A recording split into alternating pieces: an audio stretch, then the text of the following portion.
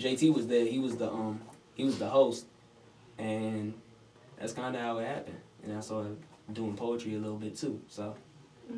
Oh, so who wants to start off with another poem? Asha? I can do another one. Okay, Asha with another poem. So this piece is called Young Boy. It speaks on the LTGB community. I think that's the right acronym. It's okay. Okay. Okay. But yeah, so it speaks on that. Whatever. Called Young Boy. All right. Young boy, I see you with your corded smile. Afraid of a world that's afraid of your style. Taken aback by the way you say please and thank you, or is it because you walk that way? You know, with that little sway, they've all decided to disregard your evident gentlemanship and put you on this billboard labeled proud. Not because you were woven along with kings and queens in a web made of grandmama's kinks and coils, the threads of knowledge leaking from a well-seasoned chocolate woman that knows trial and error better than any of us in this era ever know. Not because she taught you how to be black, but for the simple fact that you'd rather hold hands with Roy G. Biv than lay your body down with some female and hope for some kids. I can see you, ready to step out of your skin. Because in a world of black and white, showing your bones is the only way to fit in. Maybe if they see that you bleed like them, they'll stop treating you like less of a human. Like you belong in this cage with gay tattooed on your face. They'd rather have a picture of you with your fists balled up, wiping away tears than held high in your power stance, fighting for those who fought for you after all of these years, and they forcefully replaced your idols. Your Oprah with Ellen, Duke Ellington with Elton John, Lady Day with RuPaul, Langston Hughes with Oscar Wilde. Ain't it wild how someone can hold prejudice against a child? Brainwash you into thinking that all you will ever be is a menace to society because even in your own home, young boy, you must hide who you decided to be. Now, siblings remain blind to homosexuality. Little Johnny sits at the dinner table in his own deafening silence because he can't register what happened to him today. You see, his teacher asked him to stay a little while longer for some extra credit work, but he didn't know that he learned the meaning to the word fellatio, and it's because of you that he couldn't even see this academic discrepancy. Now, please, before you tie that electric cord noose, young boy, please think again. I know of you, whoever they is, will always have a skewed depiction, and only you can teach them otherwise. Because when you're in the darkness of ignorance, education will act as your only light. Good job. Wow. Anyone else? Yeah, sure, I'll go in. Alright. This is a piece I did called What You Mixed With. I'm pretty sure you've been asked this question before, if you black. And you did. And the piece kind of speaks for itself, so I'm gonna just go in. Alright. It's one of the many questions asked of a modern-day adolescent descendant of people enslaved, oppressed, and taught to hate themselves, as usually by other modern-day adolescent descendants of a people enslaved, oppressed, and taught to hate themselves. What you mixed with?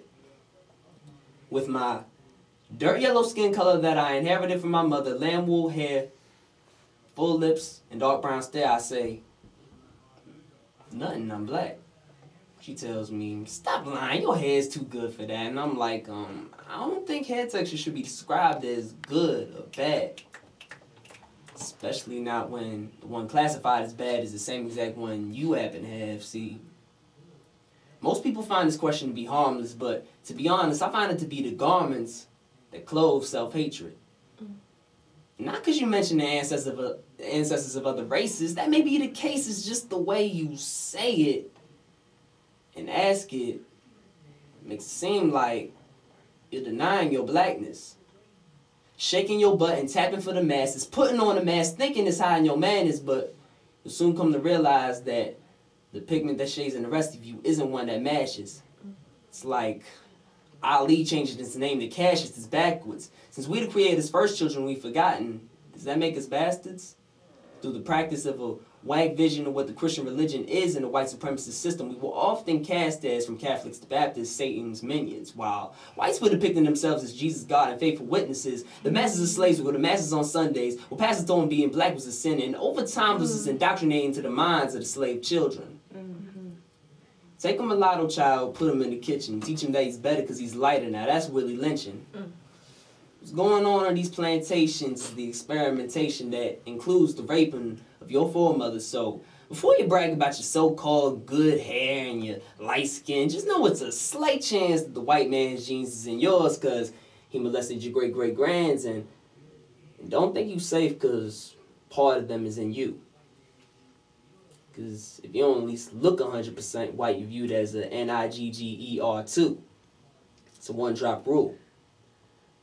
So we straighten our hair, lighten our skin, get surgery on our nose and lips, our butts we bust, just to conform with a society that will never love us for us.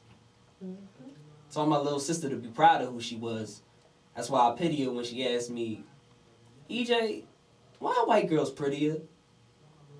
Try to tell her that she's beautiful and that all people are, but I'm discouraged when I see it turning the character to blonde on Pop Tropica. The westernized standard of beauty runs rampant in the movies, media shows, commercials, videos, and all of those. I feel the need to break these old fallacies. Black people, what does it take to realize our kinky curly hair symbolizes spiral galaxies? Our different shades represent different realities. Wait, hold up.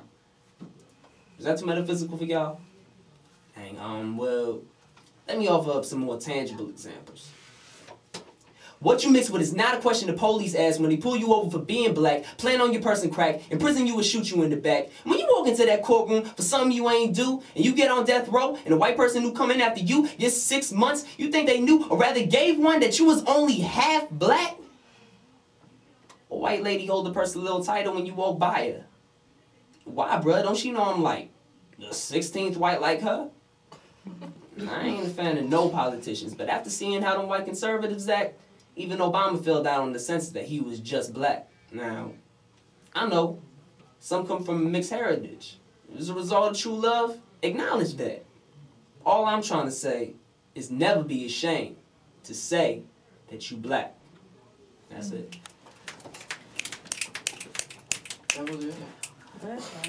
Outside of the classroom information. So, I would say I can speak more to how it's impacted me than how it's impacted other people. I've definitely brought some people from my school into spoken word who at my school, I mean, same thing. Like no one really knew what spoken word was. I recruited a lot of people. A bunch of them are competing with me this Saturday in Louder Than a Bomb. One of them is also on the DC Youth Slam team with us. But I would say more so for me in terms of it. Just meeting people who I wouldn't otherwise have met, making friends who I would not otherwise have. alright, so can y'all give us the contact information again about the Louder Than a Bomb and how the audience can get in touch with y'all? Alright, so to find out more about the DC Youth Slam team, you should come to facebook.com/DCYouthSlam or follow us on Twitter @DCYouthSlam. This Saturday, June 2nd, is the Louder Than a Bomb competition. It's featuring 12 local high schools, and it's at George Washington University's Marvin Center. That's 800 21st Street Northwest.